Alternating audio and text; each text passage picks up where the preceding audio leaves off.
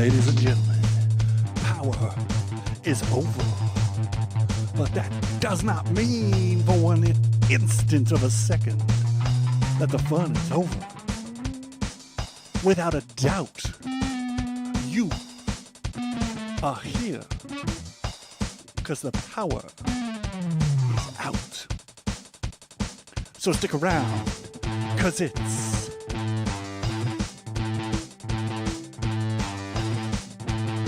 Power Out.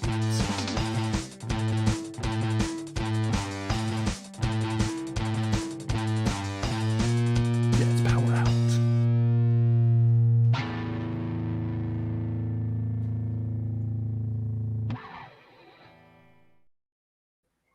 It is Tuesday night, 10 p.m. Eastern, which can only mean one thing. Well, could mean a handful of things, but since you're joining us, it means another edition of Power Out on Love Wrestling, your reaction show to all things the National Wrestling Alliance. Already within 30 seconds, I am just tripping over my words. Luckily, I have a guest co-host joining me, and hopefully he can cover for such antics and other stumbles on my behalf. I'm joined today by belt biographer running the website NWAgold.com, Tim BC Wood. Tim, thanks for joining me on the show, man. Zach, thanks for having me. I really appreciate it. Honored to be here. Yeah, glad to have you, man. Like, let us know like a little bit about what you do at NWAgold.com. I think this is a really cool project.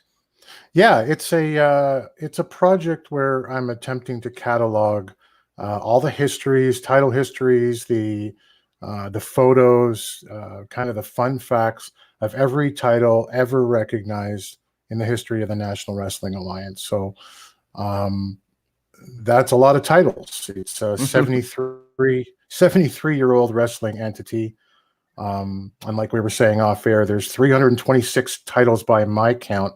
So I'll have to figure out how I'm going to catalog them all, but we've done 27 so far in the last 15 months, and it's coming along really nicely. It as we were saying before we went on air, this kept you occupied for a better part of the pandemic as well. It has, yes. I was actually stuck at home after a medical procedure in March 2020, right as the pandemic had started. So I had nothing to do, and I got into what was new to me again, in the return of the NWA into Power. I hadn't watched wrestling honestly before that, probably in about 15 years. Okay, wow. Yeah, so I like, wow, I knew Billy Corgan had started it up again, but they're here on YouTube, and I just started watching that, and I had this idea, and we've had some traction with it. So it was like the resurgence of Power, originally on YouTube, of course, that well, pardon the pun, led you into the fire of creating this website. It was, yes. There's actually two people who really inspired me to do it. I just started, I started noticing that you could find photos of a belt on one place, or you could go to a place like Wrestling Titles, titlehistory.com, wrestlingtitles.com, and really get a full, historical look. But nobody had taken all these little snippets and stuff from shoot interviews and everything like that and put them in one place. So I thought, well, wouldn't that be, something kind of cool to do while I'm off? And as I started doing it, I ran across very early on the NWA British Commonwealth Championship. And that was actually brought into the NWA by NWA Quebec out of your neck of the woods. Hey. Yeah, Drew Onyx, the former NWA North American champion, who runs the Torture Chamber Pro Wrestling Dojo in Montreal. So he reached out to me when I did a snippet about it and said, hey, would you like to talk and get the inside story? And we got together and put all that, and it was really well received. And we did more and more. And I started talking to other promoters, other talent, and other fans. Fans have been of wrestling, have really been the source to get me a lot of the information and photos that you just can't find on Google and Pinterest. And the other guy would be Jason Kylie of alliance-wrestling.com. I'm repping his shirt tonight, so in case he's watching. Very cool. Jason has been, J-Cal, as he's called, has been doing NWA news and information since 2007. He's an encyclopedia for this stuff, and said, "Hey, I'd really like to give you a platform to do this on." And he's really helped, support NWA Gold and our growth. And without those two guys, I'm not sure that we'd be this far along. I say we, it's really just me. It's the royal we. The royal we. That's right. But yeah, I'm very happy where it's come in 15 months, and hope to continue to grow even further. Before we went on air, you kind of like did the math of how long it would take to catalog every single National Wrestling Alliance championship at the current rate that you're doing so. How long would it take you again? Well, not at the current rate. If I were to do one title belt a month, and I can't do one in a month, I'm a stickler for accuracy. If I don't know the answer, I've got to find someone who actually knows the answer. But if I were to do one a month, there are 326 recognized titles in the NWA history that I'm aware of. It could be a little bit more. So if I were to do one a month, I'd be 75 by the time I was wrapping up. So it would take me a good 25 years or so to actually do it all. Quite the catalog, and a worthy endeavor. I think that, like, I've always heard the adage that if you want to become an expert on something, you write a book about it. And I think that's you're doing the very, very equivalent in putting a website documenting all these championships together. Before we start, we got the comments starting to roll in from our very own Spencer Love, who's joining us. Hey, friends. Mister, it was great talking to you earlier tonight on the Mind Behind. It was great talking about the Smark and Friends podcast, project near and dear to my heart, of course. And anyone else who's going to be joining us tonight, we are, of course, going to be discussing the upcoming NWA pay-per-view, When Our Shadows Fall, airing this Sunday on Fight TV. Tonight, NWA also aired PowerrrSurge, which serves as a recap show. So I'm not really eager to dive in segment by segment of what we watched tonight. But before, we move on to analyzing the pay-per-view and giving our, predictions or whatnot, let me just ask you, what did you think of tonight's show? I mean, it's PowerrrSurge as your go-home show before the pay-per-view. I can't imagine what it takes to run a company even as relatively small as the NWA. I'm sure it takes, Billy Trask and William Patrick Corrigan quite a lot, and all of their staff quite a lot to put something like that together. But I have to question if that's the strategy that I would use if I were doing it. It was a PowerrrSurge. It was the May Valentine show. Really, for one. And I gotta say, May Valentine has grown on me in the last couple of months. At first, I found her cringeworthy. Now I think she's very slowly getting it. Hey, there's J. Cal in the comments right now. That's awesome. Let me pop that up, actually. Hey, folks, what an amazing shirt that handsome fellow Tim Woods is wearing. Let me put you on solo layout so everyone can take a glimpse at this shirt. Get rid of the comment, too. Oh, yes. There it is. Jason's selling the merch, so it's I'm doing my best for you, J. Cal. But as you were saying, May Valentine, please. Yeah, really, really growing on me. She's really learning. It's talking to Camille in the first segment it's brutal to me, and Camille is learning too. She looks like $1 million. I thought her stuff in that particular segment with the, Thunderosa says I'm a coward. It takes one to know one. It was just, someone's got to work. It's very unpolished, a lot of the stuff that we see on PowerrrSurge, and I don't want to detract from the efforts that they're putting out there and the room they have to grow. But it can be pretty tremendous, that room, from time to time. I agree with you 100%, man. May Valentine is just growing in her role. She's endearing in her own May Valentine way that I'm gravitating towards. And yeah, PowerrrSurge, PowerrrSurge is a good program. Because like I believe that wrestling needs more of these shows that let people jump in without necessarily knowing what happened before. It's a like quick little recap and let you get your toes wet before you jump into proper programming. But putting it behind the paywall of Fight TV and bundling it in with like our existing subscriptions, that's like the big misstep for me for when it comes to PowerrrSurge. So again, I'm glad it exists, but like it certainly needs refinement from a production aspect, which again, I don't want to disparage the efforts of the men and women behind the scenes, because like it takes effort to put on a production show at the scale of NWA. But yeah, like it needs refinement, and hopefully something more can come from it. I do want to say, like, the one promo that really stood out for me tonight was William Patrick Corgan. Bless him. He wants to be rebranded as William Patrick Corgan, but he's always going to be Billy Corgan to us.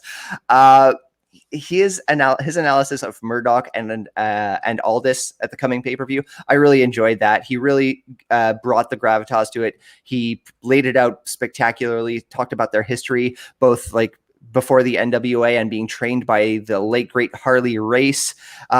Quick shout out actually from Twitch here. Thank you for the sub, Shay Paul Purser. Shay Paul Purser is one of the best guests I've ever had on Smart and Friends. Very intelligent man.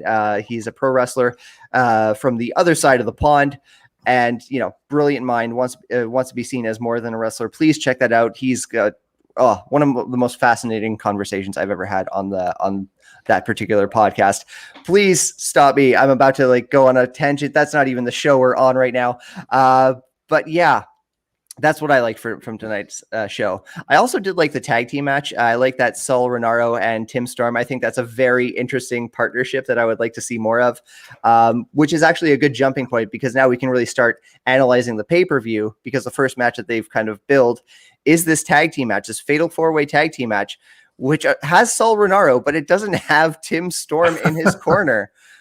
I feel like that's wasted effort. Let's talk about this for a second. It is the fatal 4-way tag match between The End, Mecha Wolf, and Bistia 666. Please excuse me if I mispronounce any of these names. Marche Rocket and Slice Boogie taking on Sam Rudo and Saul Renaro.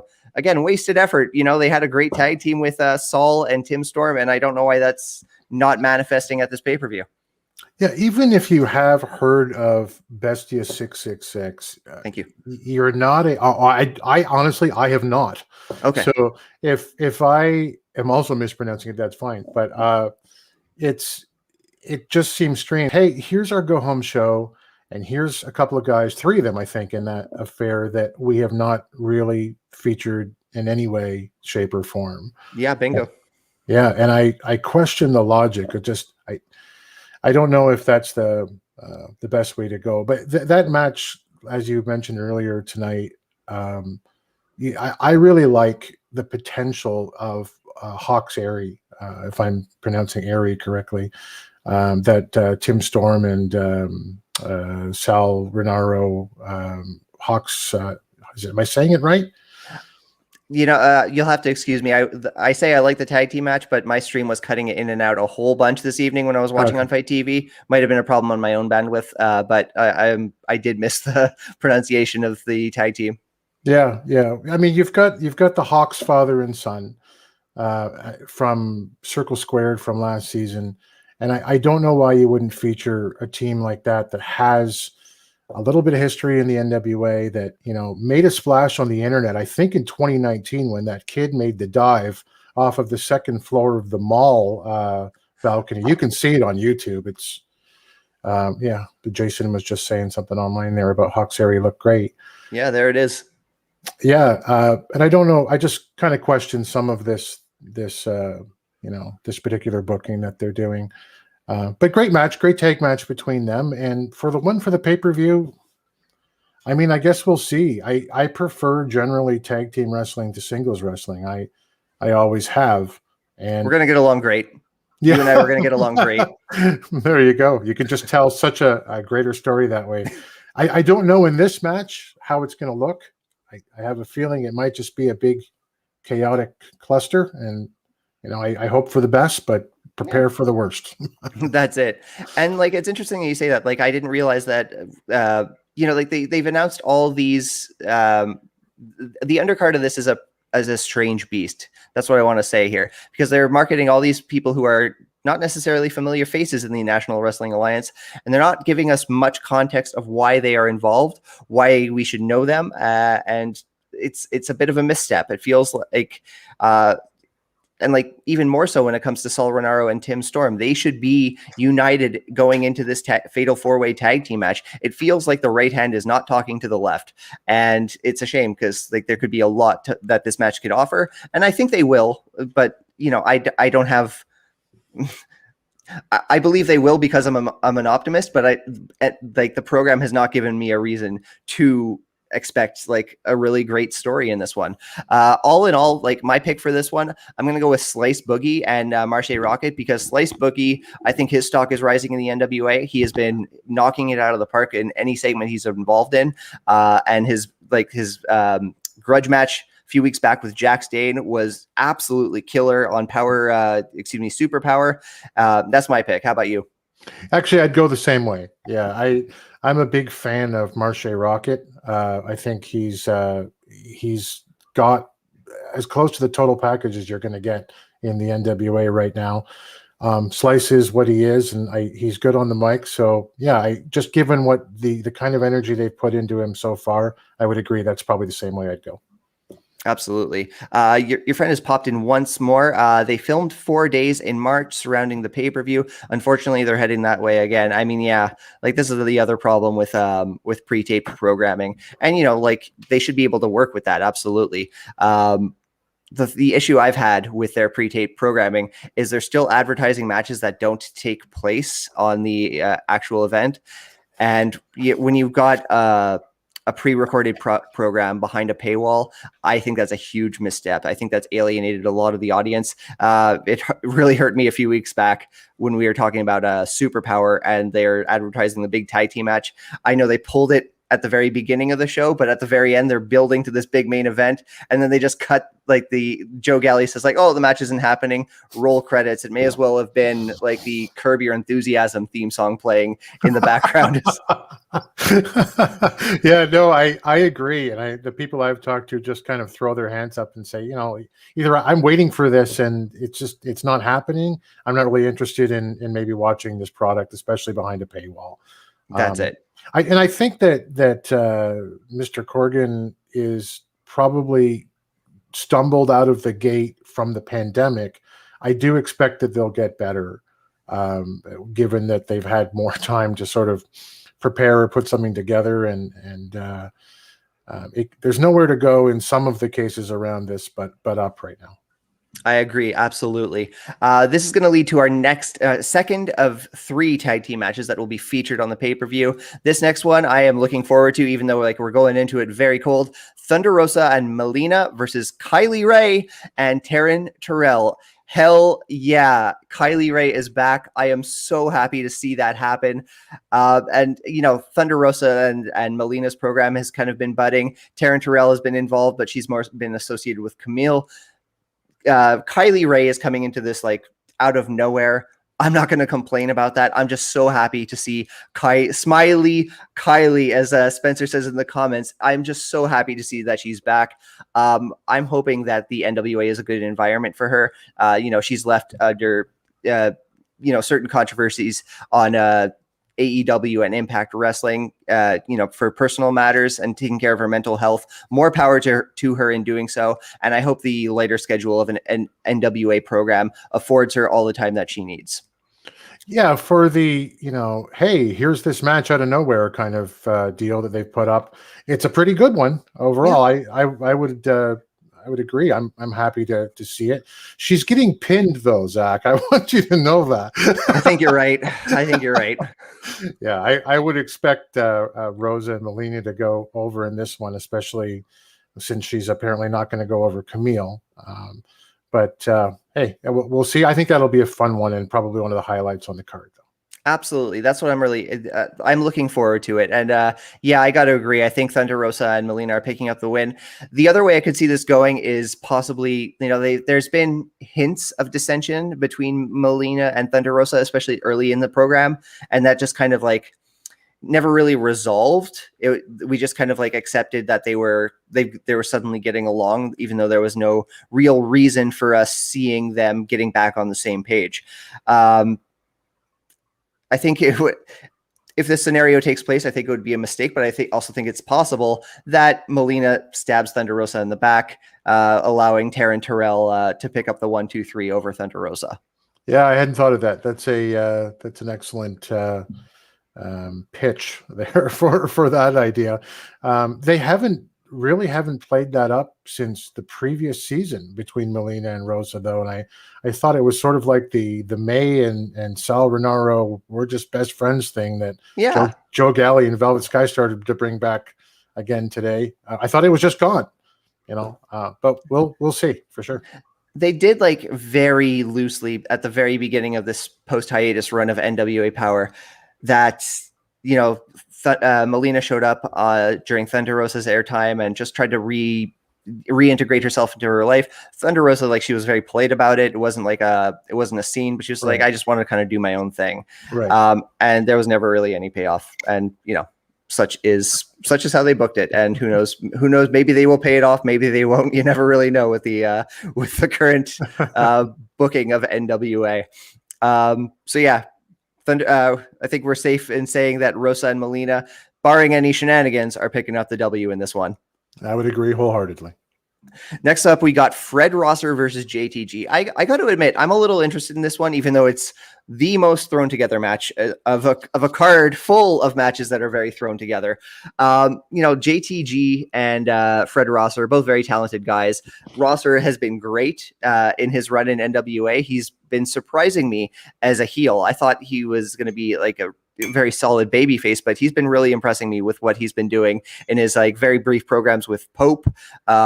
I think he's really got something like a character he can really sink his teeth into. Pairing him up against JTG, another guy I absolutely love to watch. I think they are both tremendously talented. I don't see any other connection other than like these guys are both former WWE guys who are just being thrown in the ring together. And at the same time, I'm almost kind of interested in it because, like I said, I'm an optimist. I think both of these guys might have something that they want to prove, and I'm saying so without wanting to put words in anyone's mouth, but I think they might have something to prove, and I want to see what the result of that could be. Yeah, they certainly have the capability to tear that ring up and try to steal themselves the match of the night. I don't know how much time they're going to be given in the beginning of the show. So I imagine it's got to be fast and furious if that's what's happening. I got to think, unless JTG is suddenly under contract, and I'm not aware of that, which is certainly possible. I got to think that Fred is going to pick up a win on this one. He sort of falls into that M-Dog Matt Cross, part where he'll lose a bunch of matches and then they'll snap one up every once in a while and say, hey, he's still quality. He's still great. I love Matt Cross, by the way. He is great. Oh yeah. But he deserves better. but yeah, I think he'll probably walk away with this one. I think so too. I think Fred Rosser is going to pick up the W as well.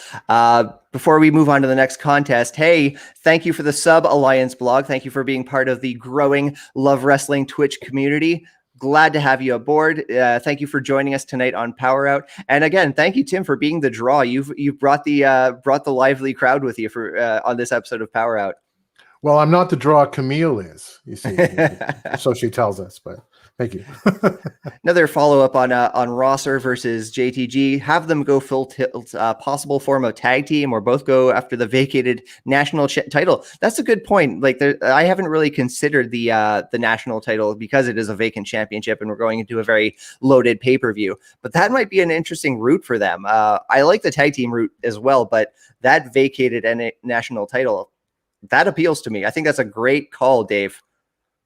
Yeah, I really completely missed this on the last Power. When Chris, I always want to say Masters, but when Adonis walked into the ring, I thought no champions were allowed on this. I completely missed that. And apparently it was just, he vacated it. Yep. Yeah. blink and you'll miss it, but Chris Aldis from the announce table that evening did in fact confirm that Chris, you want to say Masters, I always want to say Aldis because they just sound alike in my head. But he confirmed that Adonis abdicated the championship in favor of being in this no champions 14-man battle royal. Yeah, what does that say about how they're going to book the national title going forward? Actually, Aldis said something tonight, which I love. Just old school NWA said, "You're the national champion. You're the number one contender to the world's championship." And I haven't heard that in years, and I love it. But So why would he just go, "Okay, that's what Nick wants, and I'll go into this battle royal for a random shot at Nick's title"? I don't understand the logic. I don't understand the devaluing of the national title. And I don't understand, I guess, why it's not featured on this pay-per-view. Absolutely. And your comment absolutely resonates in the chat room. Thank you, Tim. Was going to make the same points as Mr. Spencer Love. Yeah, I mean, I get it. I like how manipulative Nick Aldis can be in very subtle ways, but this was a big way. This was very manipulative. This was huge, and that's okay. But they didn't present it as a big deal. They should have made it like, whoa, slow down, Mr. Aldis. Like, you are just like, you're ruining the careers of those around you. I think, Adonis could have done a whole lot more with that championship, and just saying that he abdicated it and then moving on. And we do move on with Chris Adonis later on in the card. It's a misstep. We try to keep it positive on PowerrrOut, and I promise I do have lots of good things to say about the remainder of the card. Sure. But they're like, I hate to say it, the undercard is kind of riddled with very questionable what's going on here. Yeah, it is. And I'm sure we'll talk about all this in Murdoch, but even on the PowerrrSurge tonight, I sometimes wonder if all this isn't getting somewhat stale. And I love Nick Aldis. How can you not? He's a wonderful athlete. He's great on the mic. He's been the perfect guy to hold this, carry this championship for this company this long. And he's got to be the most babyface heel I've ever seen in the longest time, in his mind, I think. Okay. I sometimes don't know where he's going or what he's doing. And it seems like I don't know if I'm supposed to dig him or if I'm supposed to, think he's a heel or what's going on. But the interview that he gave tonight, while well-spoken, I don't know. It's more Nick Aldis, and it'll make me question as to how long he's going to keep that title. Yeah, I agree. I don't want to say Nick Aldis is stale. Like, I do see what you're saying. I feel like the circumstance he is in has grown rather stale. I mean, like before the pandemic, PowerrrOut was firing on all cylinders, man. They were building stars and young stars like Ricky Starks and the like, and they lost so many of these young talents in that they moved on to better, finer pastures. Which power to them. They absolutely put money on put food on the table, but Aldis is missing like that steamboat Flair feud, man. Like he doesn't have the yin to his yang, and I love the current program. And I'm going to save the rest of my spiel on this on Nick Aldis' championship scene when we get to the championship picture. But yeah, like something's missing, and I don't think that's through the fault of Aldis. No, I don't either. I think there must have been plans at some point the first season of Power, I guess, to put him up against Eli Drake or LA Knight or whatever you want to call him now. That would have been perfect for me. Absolutely. We're resonating with the crowd tonight, man. Nick Aldis doesn't know if he's a heel or not. I think I'm not sure if that's a strength or a weakness, but I like the television that it has led to. You're all speaking my language. Booking inconsistencies run rampant. And they lost a lot of their finer people and a lot of their lesser people through movements like speaking out and everything. So there's problems top to bottom with the program, like behind the scenes and everything. And hopefully they can get their footing and become like the NWA that we know and love that they could possibly be. But we got another match to move on to, and this one features someone I don't particularly like speaking about on PowerrrOut because I don't want to get like giving him the time of day. But a lot of time has been put into this program between the Pope and Austin Idol's client, which is how I will refer to it. It's not a championship match. This is not for the television championship. It is simply a grudge match between the Pope and this long-term rival. All I really want to say here, man, is I want Pope to move on. I want Austin Idol to move on as well, because like not only am I not going to ever invest in his client, whether heel, babyface, I just want him off my TV. But what they have going, like if they had someone else in the role, this program is just spinning its wheels. It's not going anywhere. And I think Pope and Idol deserve better. Yeah. I'll follow your lead there.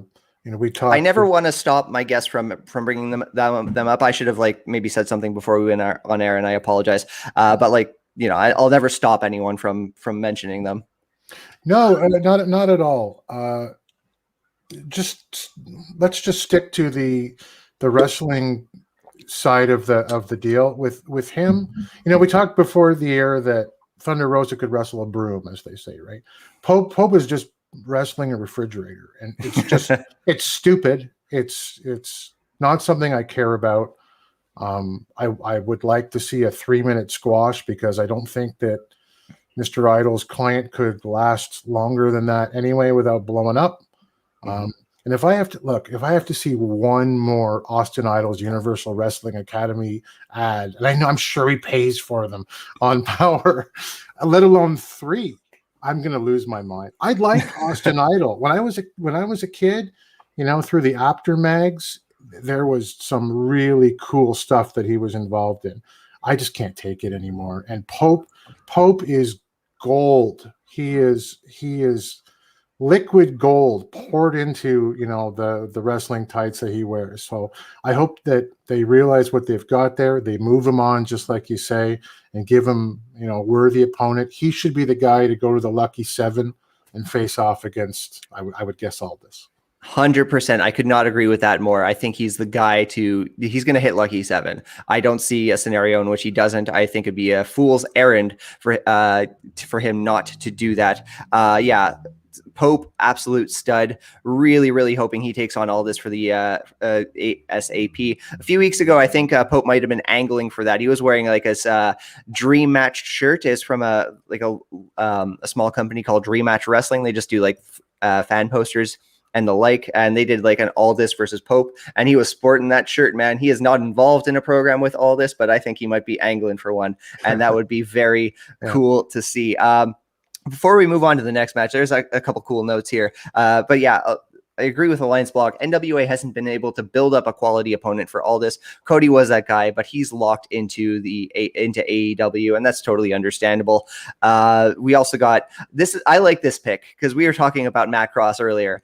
Matt Cross would be fun to have the national championship. I see him more as a TV championship man myself, and I say that as like a huge supporter of the TV title. I love the circumstances that are involved in I like matches with certain little obstacles, and I think putting the 605 rule on that, it was just like a brilliant touch. Oh yeah, here we go. I bought that shirt. It's amazing. Absolutely, as they do fine work at Dream Match Wrestling. But yeah, there's options to go with the championship scene. It feels like the NWA championship itself is the one that's kind of stuck without a rudder. But hopefully the rest of the championship scenes can kind of move on and grow past that. And we're going to move on to the next championship scene.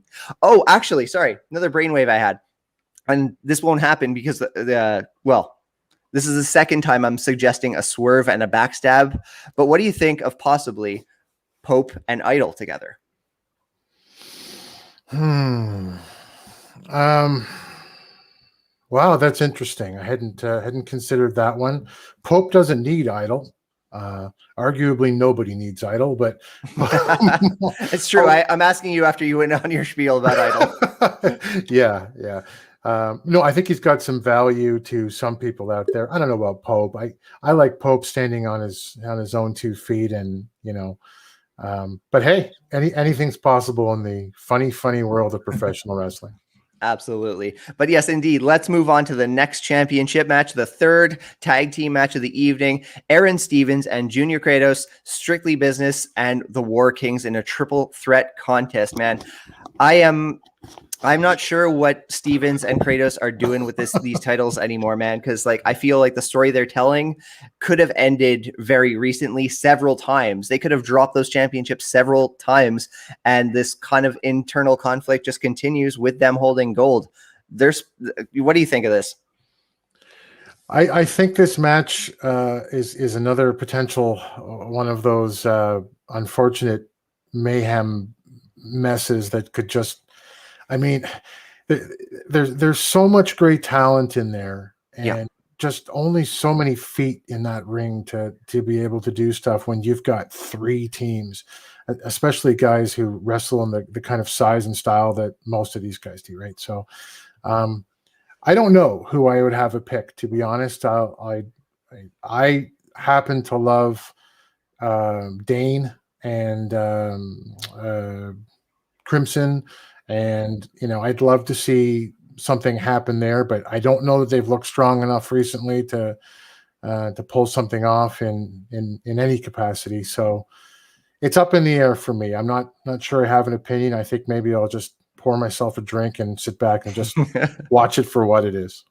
Focusing on the War Kings for a second, who do you think it was in the mask and hood that jumped Dane a few weeks back? Oh, gee, I have no idea. Wow, unbelievable. Yeah, I love how his hood actually came off, and they were like, "Who is this masked man?" So, but actually, Billy Corgan, one of the things he said is that hey, we know who it is, and we have found him behind the scenes. And I thought that's interesting. Yeah, that's a nice touch. That was a nice little detail. I agree with you there. Yeah, they really seem to be like Billy's purpose tonight seemed to be. Here's Trevor Murdoch, and this is why you should believe that he's a viable opponent for the World's Championship.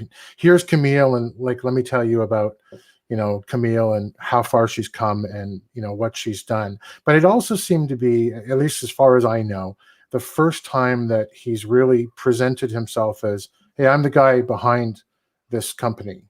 And I'm the guy who's putting all of this stuff together. Nick Aldis is bad. Yeah. And it was interesting to see him say things like, like the whole Nick Aldis is bad kind of thing, make you think, well, maybe they're angling for something on air down the road. Yeah. Yeah. I see that too. I see that possibly happening. They're, they're warming the viewing audience to Billy Corgan being an on-screen figure. And I kind of hope that's not the case, but we'll see how it plays out. Quick shout out, Dave Scooby. Thank you so much for the follow. Thank you so much for being part of the growing Love Wrestling community. Glad to have you, sir. Hey, and another regular of our scene, Ed Freeze, our recent Quizplex champion, picked up the big W on Quizplex last week. Hey, everyone, pay-per-view card sure looks good. We could not agree it more. We're certainly questioning the booking behind a lot of it, but the card itself on paper leaves a lot to be excited about. My issue with this tag team title match is Strictly Business being involved because this bothered me. They bailed on the Superpower tag team match. Next week, Kyle Davis reads a letter from Billy Corgan saying that they will not be having a tag team championship opportunity. And here we are a few weeks later, and they are part of the pay-per-view. Don't know what's going on there. Yeah, it would be fun to see Kratos and Stevens come out of this just in a one match in this card that you don't predict accurately, because there's got to be a lot of thought behind. I'm just going to say Masters again, Adonis and Latimer, who, by the way, Tom Latimer has got to be the most underused guy in this company right now, and I think that'll change soon. But what you can kind of smell coming down the pipe, but I think it would be a nice swerve to see the two of them. Kratos and Stevens retaining and somehow carrying this. The NWA used to do stuff like this before years ago. They've done it several times over where partners have split and they each get new partners and then battle it out for the titles. Maybe something like that happens. Yeah, I had a similar thought recently. I didn't realize that NWA had kind of like had a history of doing so. My mind went to Sting and the Giant in going to opposite NWO factions and having to split the tag team titles in a singles match. But yeah, I didn't realize that this has a bit of a history in the NWA. That's pretty cool. Well, if you're going to put me on the spot now, I'm not going to be able to give you any examples, but I'll do some research. I'll get back to you. I will take your word till then. Quick comment from Twitch. Hi, new here. Welcome aboard. Always happy to see a new face from Zox. I apologize. XOSGAR. Thank you so much for joining us. I do apologize. Do you think the national championship match should have been added to the card since it must be vacant right now? Greetings from Spain. Happy to have an international audience. We were talking about the national championship picture early on. It would have been I forget who brought it up. It might have been Terry in the comments who suggested possibly Matt Cross holding the championship. We also, I'm like looking through for the comment right now. Someone suggested, there we go, Dave Scooby. He suggested that Fred Rosser and JTG go full tilt, have like a hell of a match. Like, they're really thrown on the card. Give them an opportunity to do something special that no one will expect, and then maybe put them in national championship contention down the road. I think there's a really interesting option there. That's where I would go. And thank you. And it is pronounced Chusgar. Excellent. Chosgar. Thank you so much. Thank you. And yes. Sorry. Nope. That's the wrong comment. But yeah, I think I agree with you. I think Stevens and Kratos are going to take this now, because if they didn't end it earlier, I don't know why they would end it now. And I think it'll be a good match, but once again, I'm just left wanting more out of the build, I suppose. Yeah, if you can call it a build. I don't know that we can, and I think we're both big fans of this company and what they're trying to do, and we know that there's room to grow and they will get better.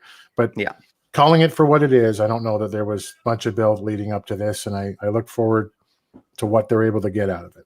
Absolutely. I mean, like, I enjoyed Back for the Attack, and that had an even colder build than this pay-per-view has. So, I think we can expect good things, whether even if we are critical of the actual build itself. Next up, our co-main event, the NWA Women's World Championship is on the line. Serena Deeb will face off with Camille. Deeb is coming in hot, man. She had a huge, critically revered contest against Rio at AEW, and Camille is coming off a controversial draw in the match against Thunderosa. Before we analyze the match itself, what do you think of this partnership with AEW? Are they working together effectively? Should they be working together at all? What do you think? Well, I think they should be working together, especially from an NWA point of view. You're not going to find exposure like that in North America anywhere else. And AEW, I got biography on the brain, I guess. AEW, is doing whatever it is that they want with any company that they want. And I think that it's a great partnership to explore. But that being said, I don't know how many fans of NWA Power are watching AEW. So Serena Deeb's over there. It was funny because if you're sharing footage, as an example, which you don't see when you're watching Power or even PowerrrSurge tonight, that's one thing. But when it's our champions over there and they're only talking about Camille, it's Camille. They don't even mention more than once or twice, Serena Deeb, major injury, coming back, going full tilt with Rio, and they can't. They've taped, right? And so far in advance. But even when they're announcing the card as in one of the ads, when the show that we just watched, it's like, here's great footage of everyone doing their thing. And then there's this cutout of Serena Deeb. It felt like also appearing Serena Deeb. Okay. So I don't know that it's working for the NWA because of the way that they film and produce. It's not very real time for them, and there's not a lot of ways to update. So I think it should happen. I just hope that they're able to do it more effectively than they are. Yeah, I agree with that, man. Like I had high hopes. Like Alliance Blog brings up a good point. Like we're not really sure we can call it a working relationship. Like it seems exclusively tied to the National Wrestling Alliance Women's Championship, and really doesn't spill anywhere beyond that. And it also seems very one way. It's like the NWA Championship is appearing on AEW television, which is great for them. As Alliance Blog points out, that's a huge rub. That's great news for them. But other than that, like I feel like Camille is going to pick up the win for this match, and it's just going to tie up another loose end in like what you can call like a tepid partnership at best, I suppose. I would agree. I think she's going over on this one. I don't see any other solution. I like Serena Deeb. She's talented. But she's had no exposure on NWA programming at all, really. Yeah. So you got to go with, the person that you're putting up, and I would assume that the fans are mostly responding to. Yeah, I'm with you there. Before I move on, we just got another question from Ed. He's asking Spenny if the Love Wrestling Reacts show for the pay-per-view this Sunday.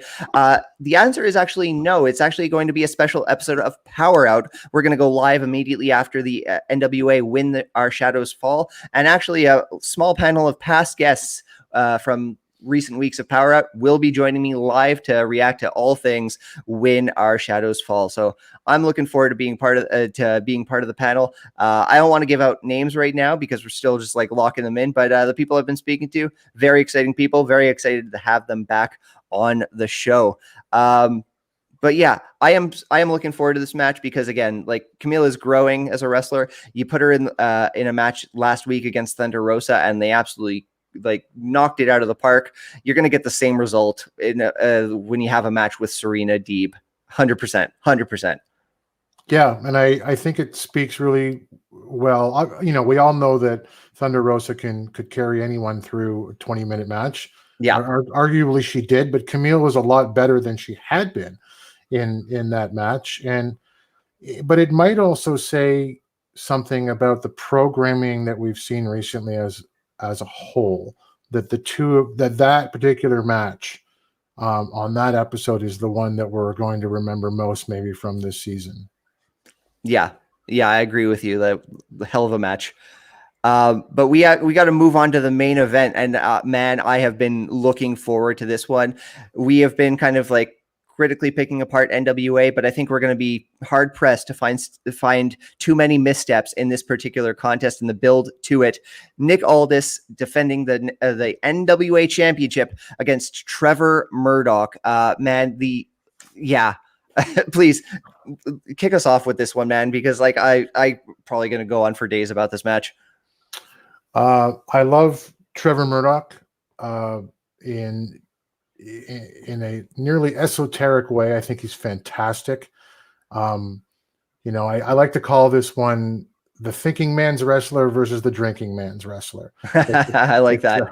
It's a great story. You've got the almost Ric Flair-like persona of Nick Aldis pulling the strings against the working man, the family man, tough as nails, Texan in Trevor Murdoch. I love the build. Like you say, they've done this one as correctly as they can. They've tied it to Harley Race with the training. They've given. They had Billy Corgan out there today, whose job was to, sell you that Murdoch's the real deal if you don't already believe it. Yeah, I thought he did a great job. I already believed it. I'm looking forward to it, and I'm going to go out on a limb, and everyone's going to say I'm crazy. I'm going to say Murdoch's going over. Really? I am. Okay. That's a bold prediction. I'm going the opposite way. I think Aldis is going to win this. But I don't get me wrong. I think I'd be very excited if the opposite does happen. I think we are going to get a brilliant contest because, man, Trevor Murdoch has just been knocking it out of the park in ways that I never expected out of him. He is such a good babyface. I am just rooting for him 110%, to borrow a phrase from my good friend Spencer. But man, Oh, you know, and you're not the only one, Tim. Like Terry's popping in. He thinks Trevor's going to win. Alliance blog, you know, I stand with NWA Gold. Give me that big Trev W. I mean, again, I would not be dissatisfied with Trevor Murdoch picking up the win. Either way, I don't care the result. I say that in the best possible way, because I'm just looking forward to the babyface versus the heel, and I think it's going to be a magic match. I am so excited. This is how I want to talk about NWA. This is the smile on my face that I want from top to bottom of the card, and I'm frustrated that they're not giving it to me for most of it. But here we are, main event: Trevor Murdoch versus Chris Aldis. Going to be a hell of a match, and honestly, I think that's going to be well worth the price of admission for the pay-per-view audience. I agree. It's the match we're all tuning in for. It's the one we all want to see, much more than anything else. I would pay, what is it, $24 to and change, yeah, and change to to watch that one alone. I think that it's, like I say, Trevor, because I think that the Nick's getting a little stale, like I say, and he's fantastic, and he's done a fantastic job, and probably will do a fantastic job again should he lose the title now as champion in the relatively, I would imagine, near future. But to put it on Trevor now seems like a really fun and energy invigorating move. I also think it's opportunity for them to, they've been teasing at stuff going on with Strictly Business for some time. Tom Latimer and Chris Adonis lose their title shots. Chris Adonis has to give up the national title to get in that battle royal. Presumably, I'm sure they would say at Aldis's, command. Latimer didn't get his TV title. If it's going to happen, like I say, I think it may happen. I think that Latimer may have something to do with it. That's an interesting take. Absolutely. I think there's plenty of room for creativity with dissension in the ranks of Strictly Business, especially in the case of Tom Latimer. But I really got to shout this out from Dave Scooby. Trevor needs to give Aldis a pile driver for the win as a Harley race tribute. Tributes to Harley race have been riddled throughout this program, and that would be a beautiful way to top it off. Very well put. And actually, on the subject of Dave, thank you so much for subbing to Love Wrestling on Twitch. Much appreciated, friend. Glad to have you joining our ranks. And with that, we have gone top to bottom through the upcoming card, barring any surprises between now and Tuesday. Tim, before I let you go, man, where can the audience follow you on social media? Refresh us one more time about NWA Gold. Give us the whole spiel. NWA Gold is a project where I am attempting insanely to put biographies together of every title ever recognized in the 73 years of the National Wrestling Alliance. There's 326 of them by my count, so I got a lot of work ahead of me. But I am collecting pictures and stories and working with promoters and talents and belt makers to get all this stuff together and put it all on NWAGold.com. Now, I'm also part of the Alliance family, established 2007 by Jay Cal, who's in the chat right now. My stuff is also there at alliance-wrestling.com, and I am under Twitter, Facebook, and Instagram under NWA Gold. Beautiful. Thank you so much for being part of it, friend. Here at Love Wrestling, here everywhere. June 1st, we're kicking off Pride Month, which is going to be a big. We're doing a big push. This, you'll have to excuse me. There's certain flows I have. I'm comfortable introducing a show, but this is just something I'm so excited about, guys. We are pushing a big charity drive. We are trying to raise money for the Trevor Project. We are looking to raise $1,000 by the end of the month throughout Pride Month, and it's all going to end at the end of the month with a special edition of Quizplex. I will, of course, be hosting. Spencer will be joining me. We're going to have audience participation. We're going to have special guest contestants, all raising money with proceeds going to the Trevor Project.